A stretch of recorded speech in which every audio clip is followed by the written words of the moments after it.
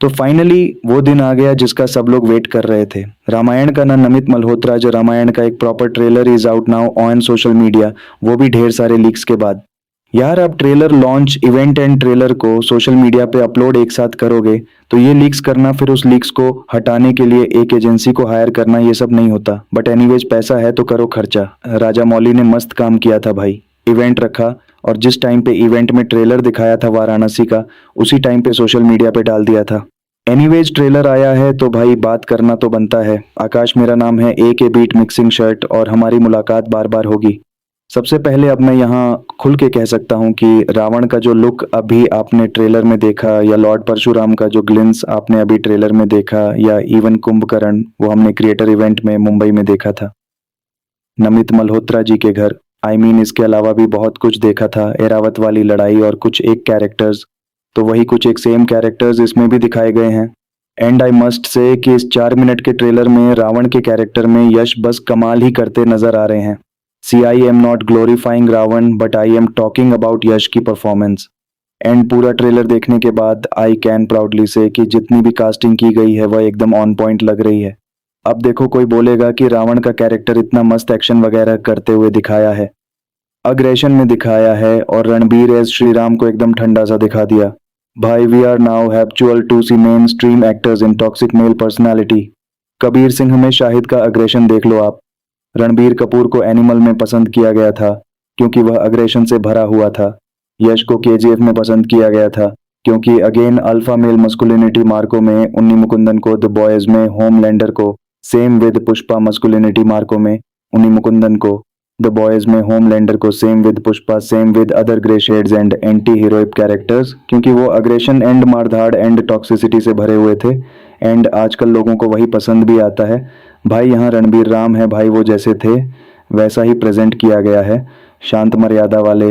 And I don't have any doubt कि Ranbir as Shri Ram वैसा ही अपना कैरेक्टर को प्ले करेंगे जैसी रिक्वायरमेंट श्री राम के परफॉर्मेंस के लिए सूट करेगी।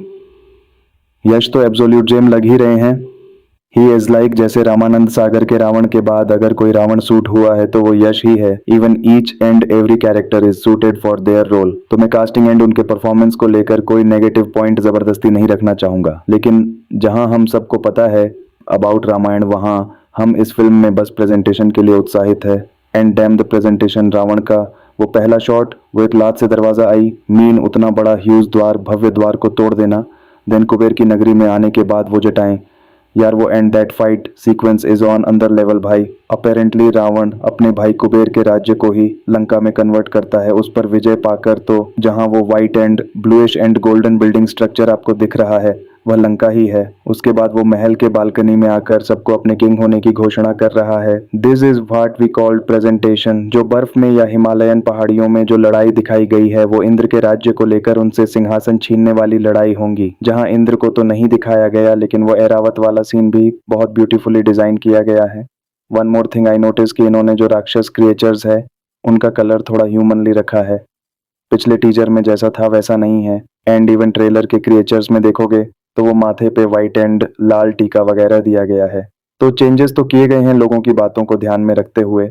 इवन कुछ एक सीन्स तो आई रियली लव्ड, जैसे दैट मिथिला में श्री राम का धनुष बाण उठाने वाला वो सीन। शर्पनखा की एंट्री एक रथ पे हो रही है जिसमें व्हाइट लाइन जैसे कुछ क्रिएचर्स हैं। इसमें काफी अच्छे से एक मीनिंगफुल क्रिएटिव लिबर्टी ली गई है। And again I can say Rakulpreet Singh has Shurpanakha, damn good casting. एक और सीन बहुत ही ज्यादा खूबसूरत लगा मुझे, जटायु एंड रावण का युद्ध। भाई ये सीन जिस तरह से ट्रेलर में दिख रहा है ना, I can honestly imagine. And again I can say Rakulpreet Singh as Shurpanakha, damn good casting. एक और सीन बहुत ही ज्यादा खूबसूरत लगा मुझे, जटायु एंड रावण का युद्ध। भाई ये सीन जिस तरह से ट्रेलर में दिख रहा है ना, I can honestly imagine, yes honestly imagine कि ये सीन इस फिल्म का one of the best visual scene होगा। विवेक ओबेरॉय का विद्युत जीवा कैरेक्टर एंड रावण का एक फाइट सीक्वेंस भी हम देखते हैं ट्रेलर में। विद्युत जीवा एक्चुअली शर्पनखा का पति होता है। और भी कई सारे कैरेक्टर्स हैं इसमें जो रिवील होते हैं। एंड कास्टिंग किस किस की है उसके ऊपर मैं ऑलरेडी एक डिटेल्ड वीडियो बना चुका हूँ, तो वो चेकआउट जरूर कर लेना।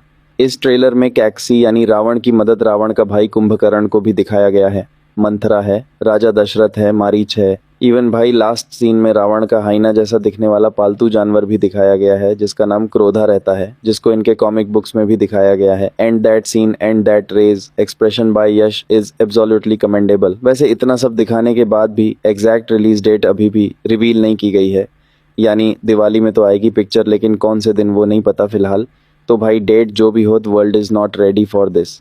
अच्छा मेकर्स, अगर आप ये मेरा वीडियो देख रहे हैं तो वो जो एक शॉट है जहाँ रावण दौड़ते हुए कुबेर के सैनिकों की ओर भाग रहा है, मैं विजुअली थोड़ा पता नहीं क्यों बट ऑकवर्ड सा लग रहा है। If you can fix it please fix it.